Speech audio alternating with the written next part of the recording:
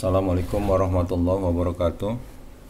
Alhamdulillah kita masih diberikan kesehatan untuk mengikuti kuliah akuntansi dasar untuk pertemuan ke-25 dan ke-26. Pada kesempatan ini kita akan membahas kelanjutan materi kita, yaitu bab neraca lajur dan laporan keuangan. Oke ya. Untuk membahas ini memang diasumsikan bahwa jurnal penyesuaian sudah kita pahami dengan baik ya, karena kuncinya tetap di ayat jurnal penyesuaian. Materinya bisa Anda download nanti setelah saya upload ke WA Group seperti biasa ya, seperti ini, neraca lajur dan laporan keuangan ya, hanya beberapa lembar ya. Oke ya, kita akan coba bahas neraca lajur dan laporan keuangan. Berarti laporan keuangan yang pernah kita bahas tempo hari, kali ini dibahas lagi. Formatnya sama, cuma melalui proses neraca lajur. Kalau di bab pertama-tama kemarin kita bahas laporan keuangan, data dianggap sudah selesai, sudah jadi, tinggal disusun gitu ya. Oke ya, neraca lajur ini adalah kertas kerja berkolom yang dipergunakan sebagai kertas kerja untuk menyusun laporan keuangan. Sehingga kalau kita ingin menyusun laporan keuangan akan lebih mudah kalau kita membuat kertas kerja yang disebut dengan neraca lajur. Bentuknya seperti ini, 10 kolom ya. Ini yang dimaksud 10 kolom dari sini ya. Debit, kredit, debit, kredit, debit, kredit gitu ya. Ini ada 10 kolom. Ini yang umum kita neraca lajur umum yang dibahas ya, 10 kolom ini. Walaupun ada yang 8 kolom, ada yang 12 kolom, bahkan ada yang 14 kolom ya. Oke, yang kita bahas yang secara umum 10 kolom ini ya. Ini yang dikatakan 10 kolom itu ini. Debit, kredit, debit, kredit, neraca saldo, penyesuaian, neraca saldo disesuaikan ini ya. Laba rugi dan posisi keuangan. Gitu ya. Keterangannya sudah dijelaskan di modul ini, mulai dari nomor perkiraan, ayat jurnal neraca saldo, ayat jurnal penyesuaian, neraca saldo disesuaikan, dan seterusnya gitu ya. Ini ada penjelasannya. Nanti Anda baca ulang. Sekarang kita praktekkan aja cara menyelesaikan neraca lajur atau cara ngisi neraca lajur 10 kolom ini ya. Oke. Kalau kita ingin menyelesaikan neraca lajur, kita harus punya data neraca saldo seperti ini. Nah, ini kan neraca saldo sudah kita bahas di bab jurnal umum ya. Setelah kita catat ke dalam jurnal umum, lalu kita pindahkan ke buku besar, hasilnya adalah neraca saldo. Nah, neraca saldo ini seperti yang pernah kita bahas itu, ini diiringi dengan data penyesuaian. Nah, seperti yang kita bahas bab kemarin itu ya. Nah, ini kebetulan ini penyesuaiannya cuma ada 6. Sedangkan ini keterangan ini nama perkiraan tambahan. Nama perkiraan tambahan yang sebagian besar ada di sini di neraca saldo. Sebagian lagi yang tidak ada di neraca saldo ada di keterangan ini. Dijelaskan di bawah ini ya. Gaji terhutang, beban perlengkapan toko, ikhtisar laba rugi, dan seterusnya ya.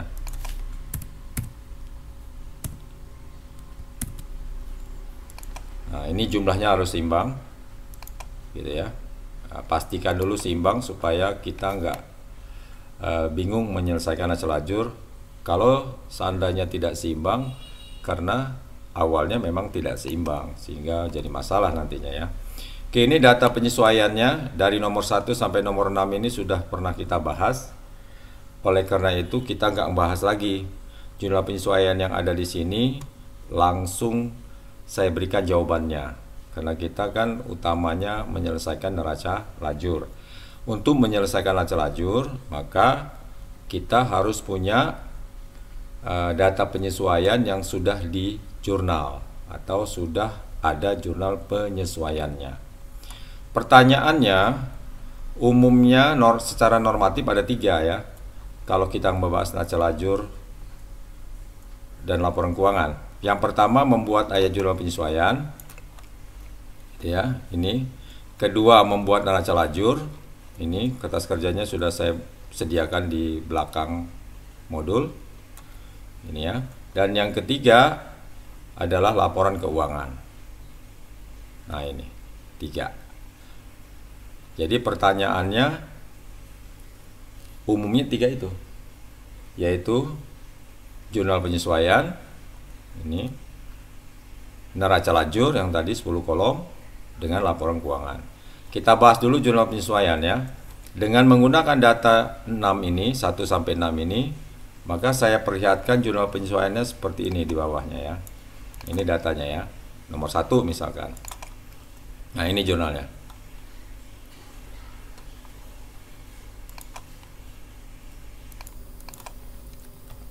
Oke ya, nomor 1, salinan rekening koran dari bank menunjukkan saldo kredit sekian.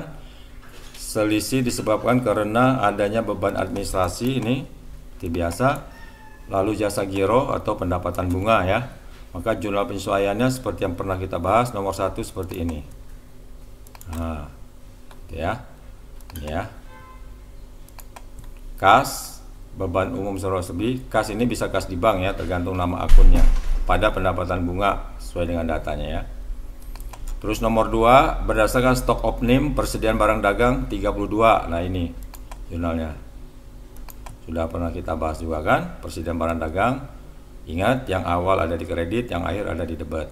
Yang awal ada di neraca saldo, yang akhir ada di data penyesuaian ini ya. Oke, yang ketiga ini tentang perlengkapan toko masih ada 800. Berarti diselisihkan dengan neraca saldo, jurnalnya seperti ini. Nah, gitu ya. Diselisihkan antara data 800 dengan neraca saldonya berapa di sini? 5 juta. Jadi 5 juta dikurang 800 sama dengan 4.200.000. Cocok ya. Oke. Nomor 4, gedung disusutkan ini 20% dari harga pokok. Maka jurnalnya seperti ini nomor 4. Beban penyusutan pada akumulasi penyusutan gedung. 20% dari harga pokok, berarti 20% kali nilai gedungnya di sini. Lihat nilai gedungnya. Nah, ini 24 juta. 24 juta. Berarti kalau dikalikan hasilnya ini 4.800.000. Gitu ya. Lalu nomor 5, beban sewa kantor telah dibayar untuk 1 tahun dimulai Oktober. Ini kan metodenya metode aset.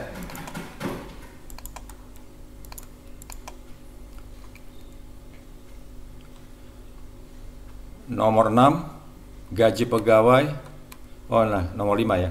Beban sewa untuk 1 tahun, metodenya metode aset karena di sininya di neraca saldonya sudah ada akun nih sewa dibayar muka. Berarti kalau metode aset debit kreditnya seperti ini kan, sesuai dengan teorinya beban sewa pada sewa dibayar muka. Dari mana nilai 750? Nah, kalau di sini kan angka sewanya ini 3 juta ini. Ya kan? Nah, kita lihat datanya. Oktober ke Desember nih. 3 bulan kan? Oktober, November, Desember. 3 bulan per 12. Berarti ini 3 per 12 ini. 3 per 12 kali sewa dibayar mukanya ini. 3 juta. 3 per 12 kali 3 juta. Ini hasilnya ya, 750. Nanti Anda bisa buktikan. Lalu yang terakhir, nomor 6, tentang gaji yang masih harus bayar nih, 120 per orang per bulan. Orangnya ada 3 nih jumlahnya. Jadi 3 kali 120 menjadi 360. Beban gaji toko pada gaji terutang. Gaji yang masih harus bayar juga boleh, cuma di sini akunnya sudah disediakan gaji terutang nih. Gitu ya. Jadi Anda gunakan gaji terutang. Sama ya, gaji yang masih harus dibayar dengan gaji terutang. Oke ya. Jadi jurnal penyesuaian yang 6 ini sudah kita buat untuk membantu menyelesaikan neraca lajur. Jadi harus dimulai dari jurnal penyesuaian ini. Kalau jurnal penyesuaiannya salah, otomatis neraca lajurnya ikut salah ya. Nah, mari kita selesaikan neraca lajur yang 10 kolom berdasarkan data penyesuaian yang sudah kita buat ini ya. Nah, ini. Oke ya. Gimana cara menyelesaikan neraca lajurnya? Ini kolomnya sudah saya buatkan untuk contoh soal ya, kecuali soal tugas Anda buat sendiri kolomnya. Nah, ini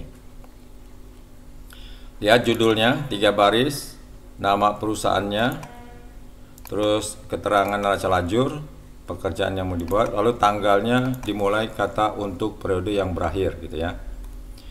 Kolomnya seperti yang tadi dijelaskan di atas seperti ini. Nah, untuk nomor perkiraan, nama perkiraan ini kan, ini ya, nomor perkiraan, nama perkiraan sampai neraca saldo ini, kolom ini bersifat menyalin karena sudah ada di soal. Nomor perkiraan kan ada soal tadi kan, ini jadi menyalin ini neraca saldo ini yang ada di soal ini ya. Nah, ini Anda salin nomor perkiraan masuk di sini kan, nama perkiraan masuk di sini ini dengan debit kreditnya masuk neraca saldo. Nah, ini masuk sini. Berarti kolom nomor perkiraan, nama perkiraan dan neraca saldo tinggal menyalin dari data yang ada. Jangan sampai salah menyalinnya ya, karena satu aja salah nanti Anda bingung sendiri untuk menjumlah karena tidak seimbang. Oke, sekarang kita mulai dari mengisi penyesuaian. Nah, kolom yang pertama kan jumlah penyesuaian ini. Dari mana penyesuaian ini datanya kita ambil? Ya dari jumlah penyesuaian yang sudah kita buat ini. Nah, tinggal pindah aja ke sini, gitu ya. Jadi cara mengisi neraca lajurnya bukan neraca lajur dulu yang kita lihat, tapi jumlah penyesuaiannya dulu yang kita lihat. Nama akunnya apa aja. Nah, ini nomor 1 ya. Kita mulai dari nomor 1. Kalau kita perhatikan nomor 1, jumlah penyesuaiannya ada 3 akun kan. Ada 3 nama perkiraan. Kas di debit 280, beban umum serba-serbi di debit 20, pendapatan bunga ada di kredit 300. Nah, ini dipindahkan ke sini di kolom penyesuaian. Saya praktekkan ya. Oke, kita lihat. Kas ada di debit 280. Nah, berarti masuk di sini debit 280. Nah, gitu. Sesuaikan nih. Nama akunnya ini. Terus kolomnya masuk penyesuaian debit. Gitu. Kedua, beban umum serba-serbi 20. Cari beban umum serba-serbi, nama akunnya di sini. Nah, ini nih. Berarti debit di sini 20. Nah, gitu. Jadi cuma memindahkan.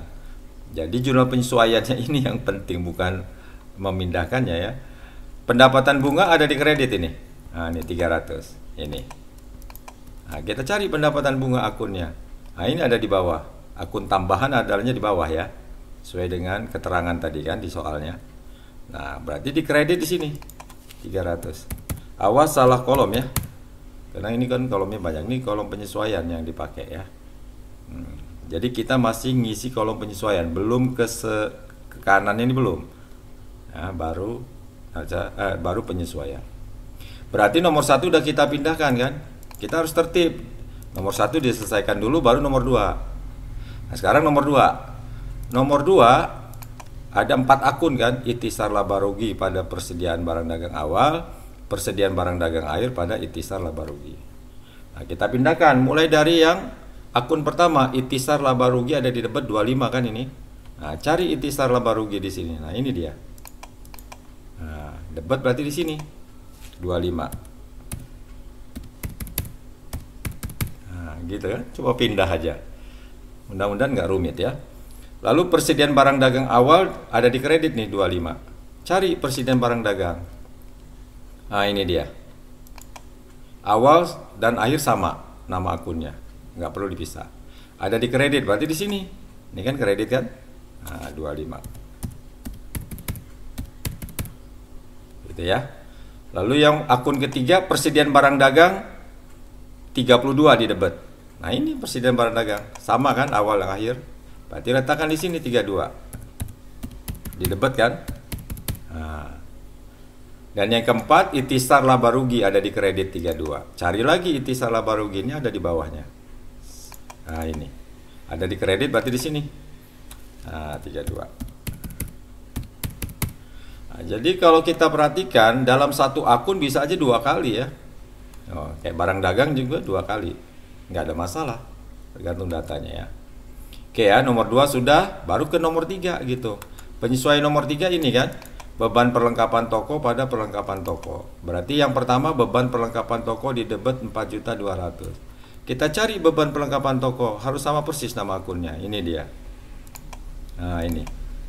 Nah, ada kan? Nah, debit berarti di sini. Awas salah kolomnya, ini kredit, ini debit. Berapa nilainya nih? 4.200.000. 4.200.000. Nah, gitu. Kreditnya apa ini? Perlengkapan toko. Nah, cari lagi perlengkapan toko di neraca lajur ini. Ada ini. Nah, kredit berarti di sini. 4.200.000. Ingat ya, nulisnya rata kanan. Harus tertib sesuai dengan ketentuan menulis rupiah sesuai dengan ilmunya ya. Oke. Nomor 4 sekarang. Beban penyusutan gedung kantor pada akumulasi penyusutan gedung kantor. Berarti yang pertama beban penyusutan gedung kan? Cari di sini beban penyusutan gedung. Nah, ini ada di bawah. Nah, ini. Debit berarti di sini. Kita masukkan lagi 4.800.000. Nah, mudah-mudahan nggak rumit ya. Gitu. Lalu kreditnya akumulasi penyusutan gedung. Cari lagi akumulasi penyusutan gedung. Nah, ini ada di atasnya. Kan beda beban sama akumulasi. Di kredit ya. Berarti di sini ini kan kreditnya akumulasi. Nah, ini di kredit. 4.800.000. Nah, persis kan, tinggal mindahin. Sampai selesai. Terakhir, belum terakhir malah. Nomor 5 dulu, beban sewa kantor ada di debit 750. Cari beban sewa. Ini dia. Nah, debit berarti di sini kan 750. Nah, sisi kreditnya apa? Sewa dibayar di muka. Nah, kan berpasangan. Cari sewa dibayar di muka, ada di atas nih. Kredit berarti di sini 750. Gitu. Dan terakhir beban gaji toko di debit 360. Cari beban gaji. Ah, ini dia. Nah, debit berarti di sini. Awas salah kolom ya. Harus hati-hati. 360.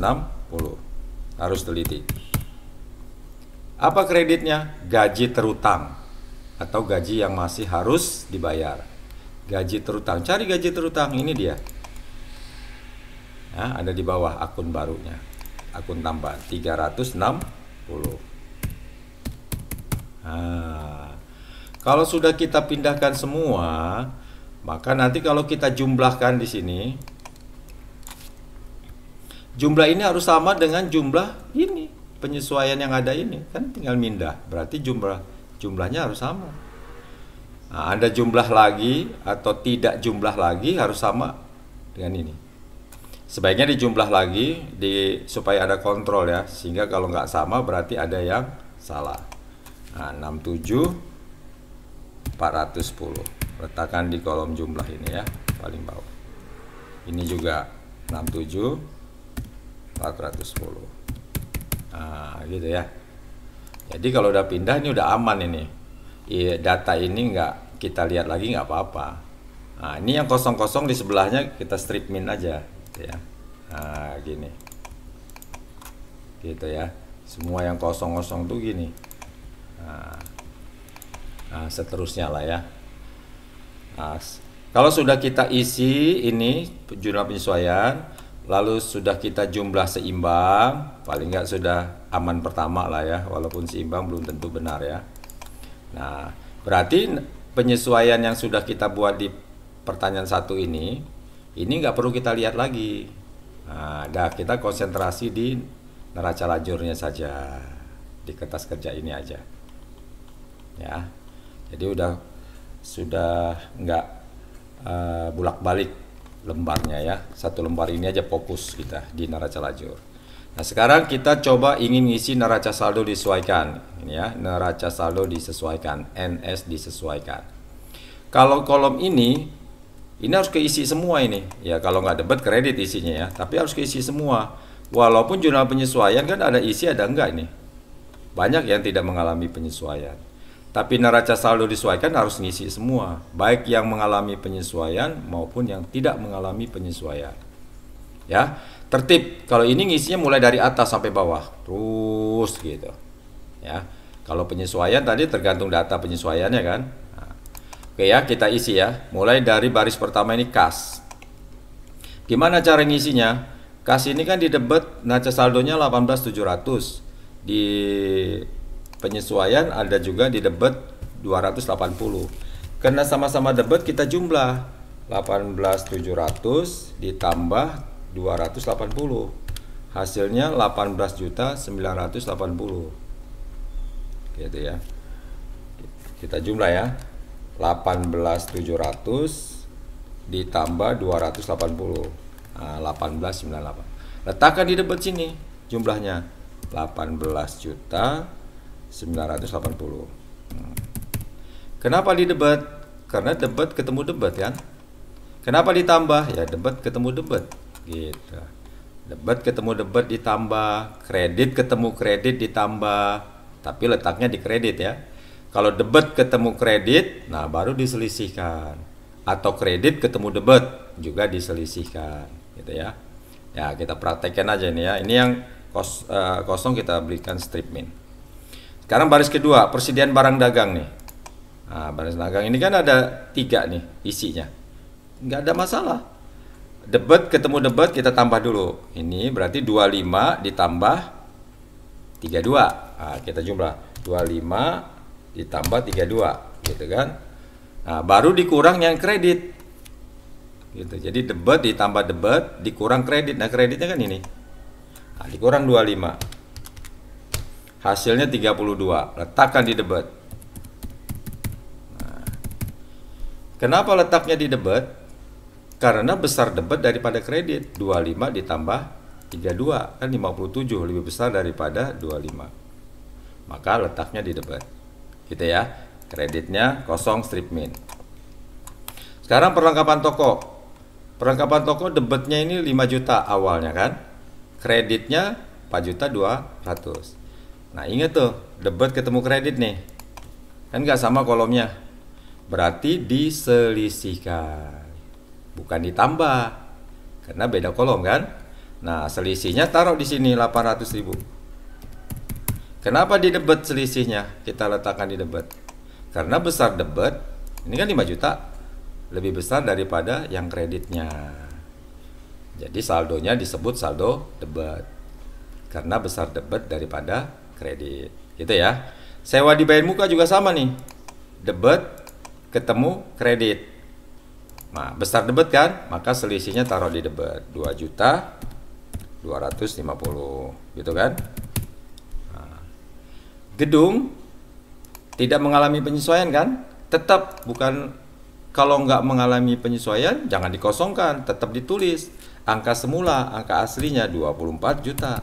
Nah, kenapa debit? Ya karena data awalnya kan debit ini, tinggal pindah. Berarti kalau tidak mengalami penyesuaian, kosong ini penyesuaiannya ini, ya, maka tetap angkanya sesuai dengan letaknya, debit, letakkan debit, gitu ya. Akumulasi penyesuaian gedung, ini kan kredit awalnya, ketemu dengan kredit. Nah, kredit ketemu kredit, ditambah kan? Karena sama kolomnya, kredit ketemu kredit. Kalau ditambah, maka letakkannya di kredit juga. Karena kredit ketemu kredit kan 6.800.000. Nah, gitu ya. Ini yang kosong kita strip ya. Nah, gitu. Jadi kredit ketemu kredit ditambah. Letaknya kredit. Debit ketemu debit ditambah, letaknya debit. Nah, kalau debit ketemu kredit baru diselisih. Gitu ya. Jelas ya. Utang dagang tidak mengalami penyesuaian, tetap kredit 29. Modal judi tetap 40. Tulis lagi 40. Kredit sesuai dengan datanya. Free fall tidak mengalami penyesuaian, 700 debit. Tetap. Penjualan kredit tetap 50 700. Retur penjualan tidak mengalami penyesuaian, tetap 200. Debit. Awas debit kreditnya ya. Pembelian tidak berubah juga, tidak mengalami penyesuaian. 39 juta debit. Tulis debit. Ongkos angkut juga tidak mengalami penyesuaian, debit 300. Retur pembelian awas nih, tidak juga mengalami penyesuaian tapi letaknya di kredit 1.500.000.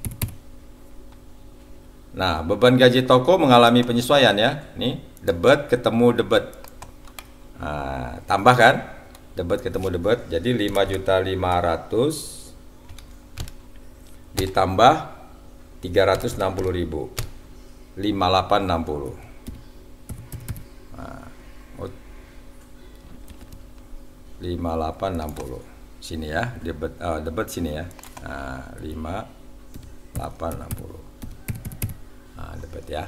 Ini kan kolomnya debit ya. Awas slip meletakkan ya. Ini strip lagi, ini strip yang kosong-kosong ya. Gitu ya.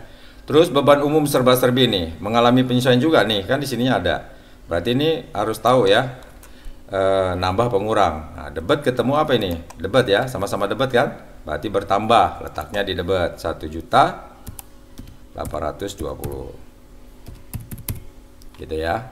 Strip lagi. Nah, untuk yang perkiraan di bawah ini, perkiraan baru, karena neraca saldonya kan kosong kan, berarti tinggal pindah. Ya, kredit, letakkan kredit, tinggal pindah ya. Nah, yang debit 4.200.000 ini letakkan di debit gitu ya. Nah, yang ini ikhtisar laba rugi jangan diselisihkan. Teristimewa nih untuk ikhtisar laba rugi nih. Nih, ya. Nah, ini tetap jadi debit 25, kredit 32 tetap ditulis.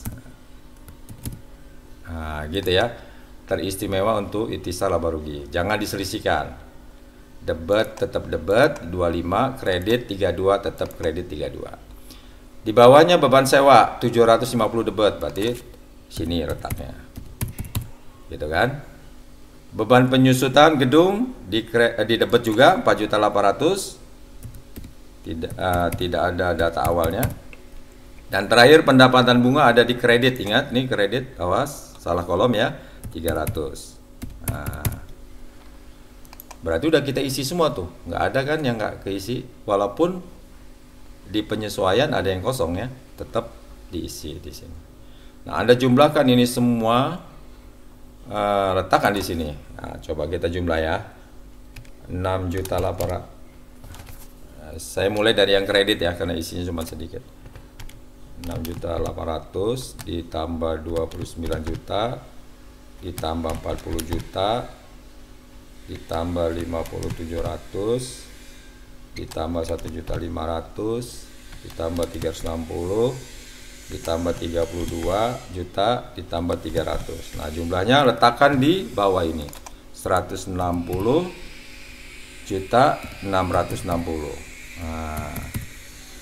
Nah, ini harus sama dengan jumlah debitnya. Tentu sama lah, karena kan setiap akun tadi debit kreditnya sama penyesuaiannya maupun neraca saldonya ya. Kalau ini tidak seimbang, pasti ada yang salah. Mungkin salah masuk atau salah jumlah. Cek lagi gitu ya, jangan putus asa. Kalau seimbang ya belum tentu benar, harus diaudit ya. Gitu ya. Oke, sampai di sini coba Anda perhatikan lagi ya. Ada nggak yang mau ditanyakan? Nanti Anda melalui WA bisa Anda tanyakan ya. Nah, jadi harus seimbang. Tuh lihat tuh, nggak ada yang kosong ya, keisi semua ya. Neraca saldo disesuaikan ini.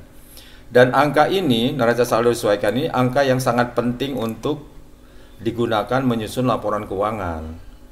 Maka sebenarnya kertas kerja atau neraca lajur ini dibuat untuk mempermudah kita menghitung ini, neraca saldo disesuaikan ini. Karena angka ini semua ini sudah bisa digunakan untuk nyusun laporan keuangan. Jadi bukan angka ini nyusun laporan keuangan, neraca saldo, apalagi penyesuaian. Jadi angka ini neraca saldo disesuaikan, gitu ya. Baru dari sini angka yang ada di neraca saldo disesuaikan ini sebagian masuk laba rugi, ini sebagian masuk posisi keuangan. Berarti kalau neraca saldo disesuaikan udah dapat ini nggak perlu lagi nih. Kalau ini, nah ini nih, ini nggak perlu lagi ini. Nah, saya kasih warna ya. Nah ini nggak perlu lagi, ya kayaknya. Yang kita butuhkan angka ini. Nah, sekarang kita coba lihat kas ya. Kita pindahkan ya. Kas adanya di mana? Laba rugi apa posisi keuangan? Nah ini ingat pelajaran laporan keuangan. Kas kan masuk posisi keuangan aset lancar kan? Nah, masukkan posisi keuangan. Yang mana angka yang dipindahkan ke posisi keuangan? Angka yang ini, yang ada di neraca saldo disesuaikan ini. Angka ini nggak berguna lagi nih udah, ya. Jadi ini yang dipindahkan, yang ini. Nah, yang ini yang dipindahkan ke posisi keuangan sini. Nah, ini, gitu.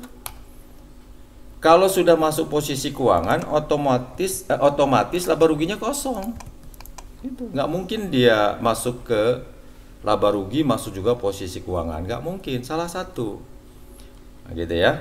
Nah, persediaan barang dagang yang 32 ini masuk mana? Masuk posisi keuangan juga kan, aset lancar. Nah, sini. Debit juga kan? Kalau posisi debit kreditnya sesuaikan aja dengan data di sini. Terus perlengkapan toko 800 ini. Ya, yang 800 ini yang kita pindahkan. Masuk mana? Sama posisi keuangan juga. Ingat pelajaran posisi keuangan. Ini juga 250 ini apa? Sewa dibayar muka juga kan aset lancar kan, posisi keuangan. Masuk juga di sini. Debat juga kan? Ini apa ini? Gedung juga sama. Masuk posisi keuangan juga, ya kan? Aset tidak lancar. Terus akumulasi penyusunan gedung, utang dagang, ya kan? Modal juga masuk posisi keuangan. Sini. Karena letaknya di kredit di sini ya. Awas hati-hati debat kreditnya. Ya kan?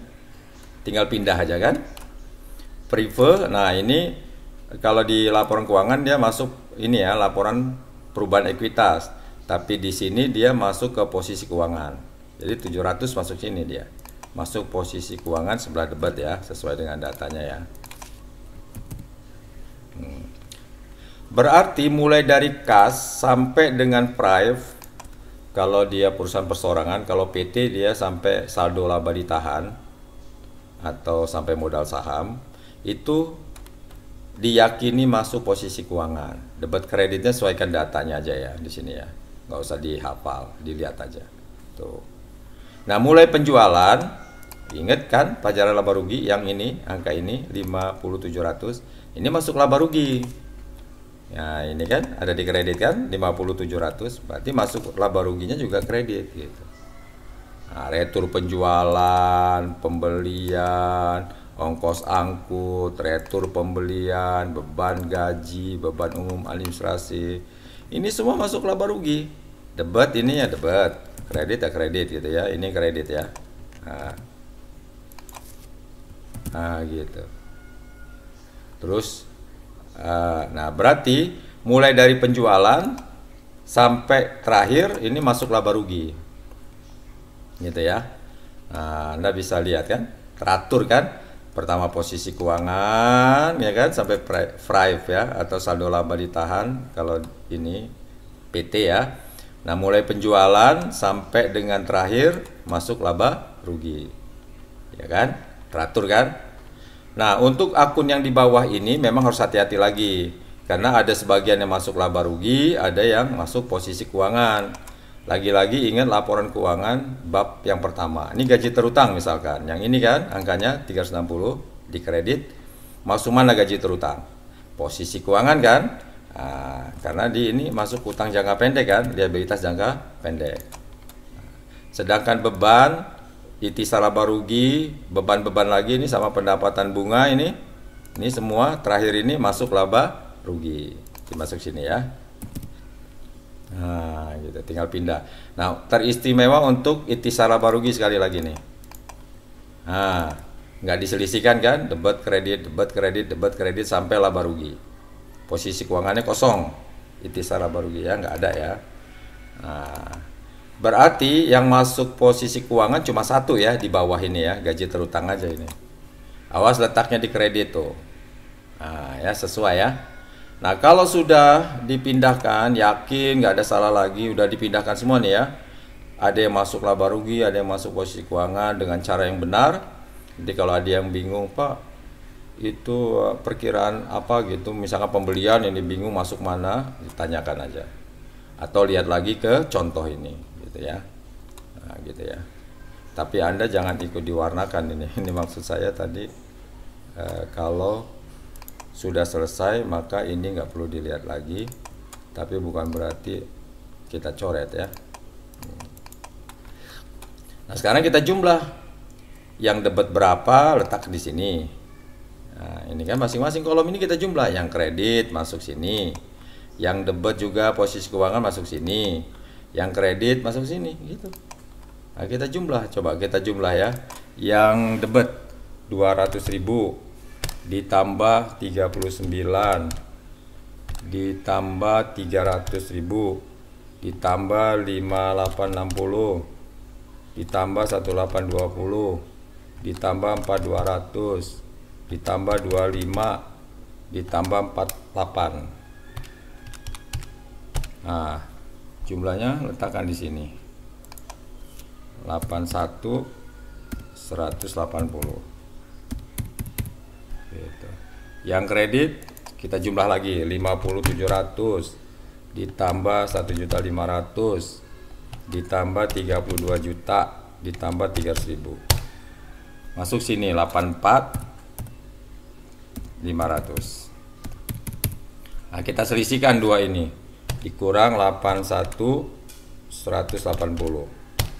Dapatlah 3.320. Letakkan di jumlah yang lebih kecil di sini supaya seimbang nantinya.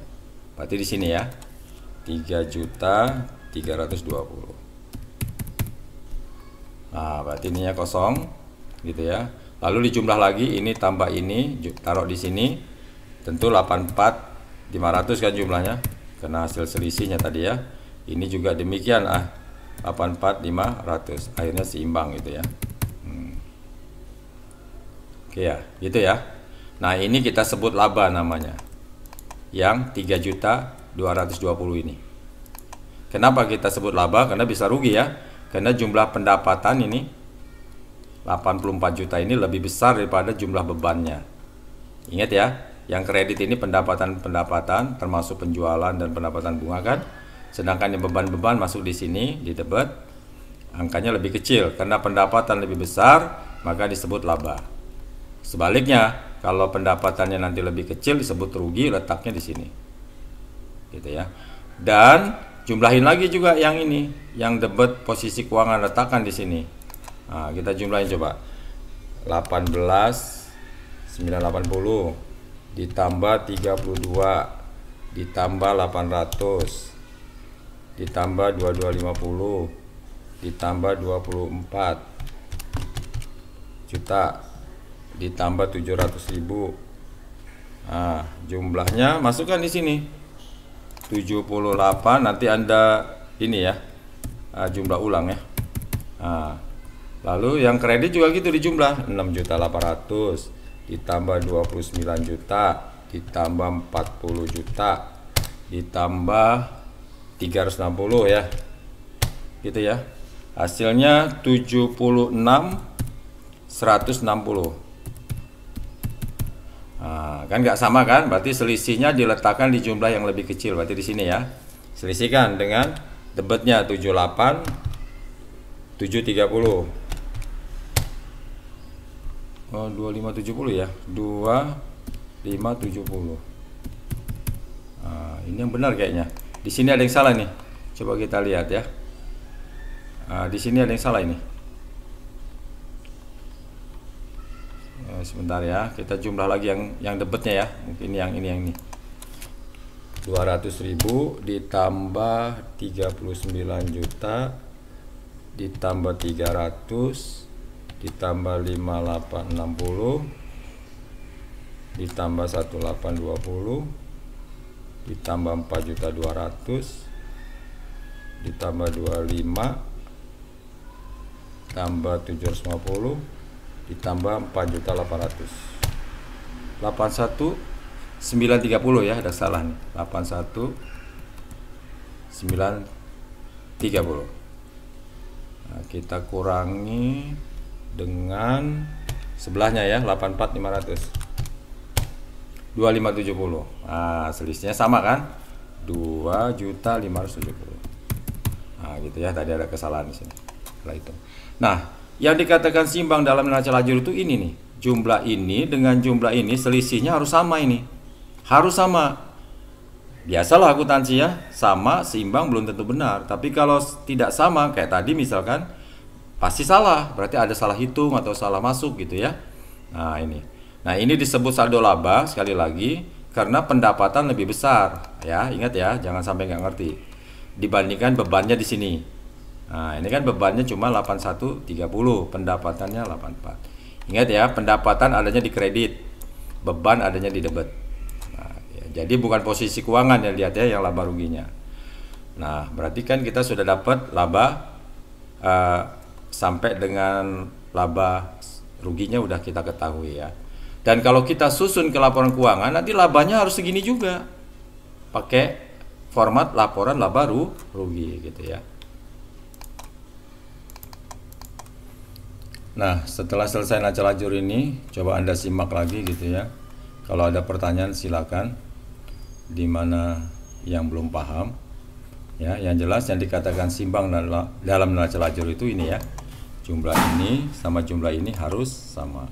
Nah, ini kalau dijumlahkan lagi, tentu ini 730 tetap ya.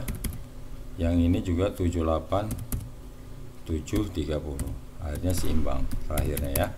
Jadi kita memerlukan 3 baris ya tambahannya. Nah, gitu ya. Ingat ini dikatakan saldo laba karena pendapatan lebih besar daripada beban. Oke ya, lalu total lagi seimbang debit kreditnya. Gitu ya. Nah, inilah neraca lajur yang kemungkinan akan diujikan dalam UAS ya. Jadi Anda harus bisa gitu ya. Harus paham. Nah, setelah neraca lajur ini selesai, ini kan yang pertanyaan kedua ini, pertanyaan yang penting di bab ini ya. Baru nyusun laporan keuangan. Nah, laporan keuangan itu ngambil datanya dari sini. Kalau nyusun laba rugi ya ini datanya yang ada di sini. Kalau nyusun posisi keuangan datanya ada di sini. Kalau bentuknya sama seperti bab yang pertama ya. Gitu ya. Cuma datanya dari sini. Ini laba rugi. Berarti untuk nyusun laba rugi kan. Ini posisi keuangan, berarti untuk posisi keuangan. Nah, seperti apa ininya? Apa namanya? Laporan keuangannya juga udah saya berikan jawabannya di sini. Jadi Anda nggak perlu lagi karena kita kan fokusnya di neraca lajur ya. Nah, ada di atasnya nih. Nah, ini laba rugi nih. Nah, ini kan PD Indojaya. Judulnya seperti biasa, seperti ini kan. Mulai dari penjualan, dari mana nih angka 50.700 ini? Ya dari neraca lajur tadi. Ini. Nah, ini kan penjualan nih. Yang ini yang dilihat ya, yang 50.700 ini. Nah, gitu. Nah, ini. Tuh kan sama kan? Nah, di laba rugi nih ngelihatnya nih. Nah, ini di laba rugi. Oh, di sini ya laba rugi ya. Nah, ini laba rugi ini. Berarti yang ini maksudnya. Nah, ini kan gitu. Terus retur penjualan atau potong penjualan kebetulan nggak ada di sini ya, cuma retur. Nah, ngambil juga dari sini, ini retur. Nah, gitu. Dan seterusnya lah Anda susun seperti biasa, seperti laba rugi pelajaran pertama, hasilnya ini labanya. Anda pelajari lagi nanti nih. Sama kan? 2.570. Di sini juga gitu. 2.570. Nih. Nah, sama kan? Nah, gitu ya. Setelah itu nyusun laporan perubahan ekuitas seperti ini rumusnya, seperti bab 1 ya, bab pertama.